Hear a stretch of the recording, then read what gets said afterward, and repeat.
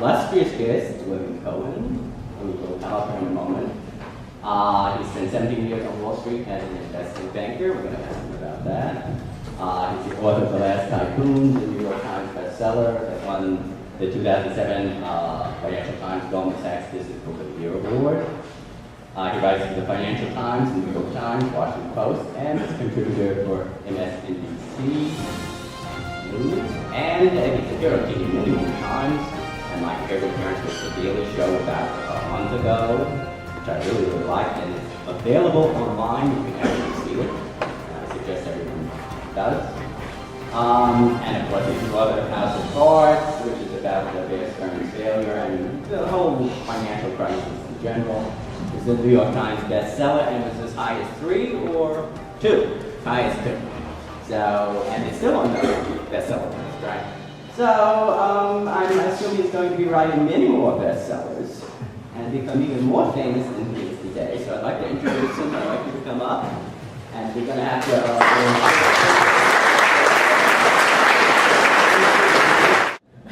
So, I'd like to start out. Why don't you tell us a little about your background and why you decided to become a writer? And you were on Wall Street. What were you doing on Wall Street? And why did you give it up? And were you frustrated, or did you want to go on to other things, etc.? The short answer is to your question is that I was a journalist when I got out of college. And then I eventually went to Columbia Journalism School and graduated in 1983 and became a reporter in Raleigh, North Carolina. And I did that for 2 years and was an investigative reporter there and wrote stories that forced the school superintendent in Wake County to resign because he had done some things improper.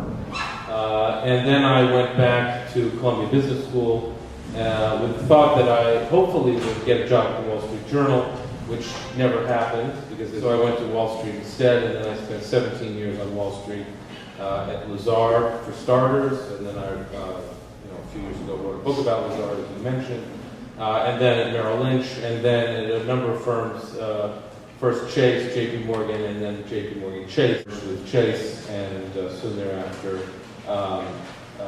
what happened to me is what happens to a lot of people on Wall Street.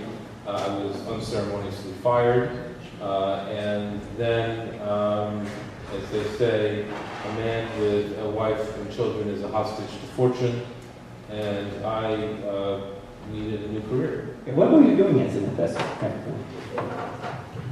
So I was an M&A banker. I was a mergers and acquisitions banker. I provided advice to my clients on the buying and selling of companies, which is really what Lazard was most famous for. That's where I learned how to be a banker. I can proudly say that I never cost my firm a dime. I did not ever make a mortgage-backed security and sell it.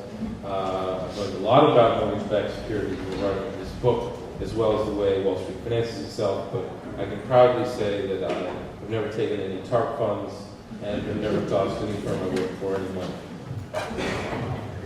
We were going to check later. So.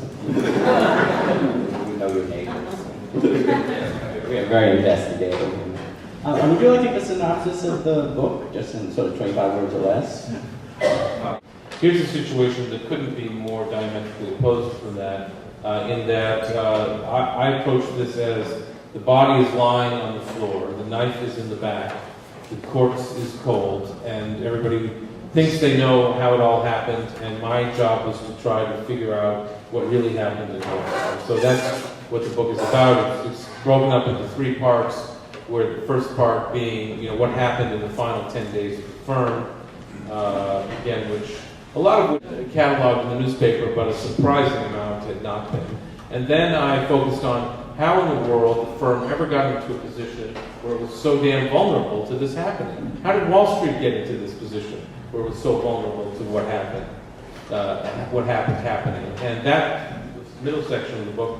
And then basically, the final section of the book, I sort of count down the final months of the firm from the time that the stock hit its all-time high in January of 2007 at $172.69 when Jim McCain, the CEO of Bear Stearns, was worth well more than $1 billion in Bear Stearns stock. how basically that was the beginning of the end in January of 2007.